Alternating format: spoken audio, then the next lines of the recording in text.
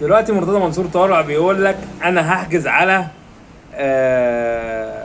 كهربا وابوه واخته وامه ومش عارف مين ومين عشان اخد غرامه نادي الزمالك. مبدئيا بس انت تقدر تعمل الحركه دي مع لاعب، لكن ما تقدرش تعملها مع ابوه وامه واخوه، لان كل واحد فيهم ذمه ماليه منفصله. تمام؟ ومش انا اللي هقول لك يا عم ضاضه يا اصغر مؤلف قانون الكلام ده.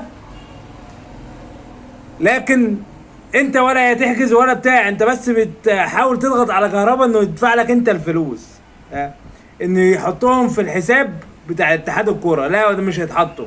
هم عايزين حساب لنادي الزمالك ومبعوث للفيفا طلب بحساب رسمي للزمالك لايداع الفلوس. لكن انت بعت حساب مش حساب رسمي، خلاص بقى خلي الفلوس معانا.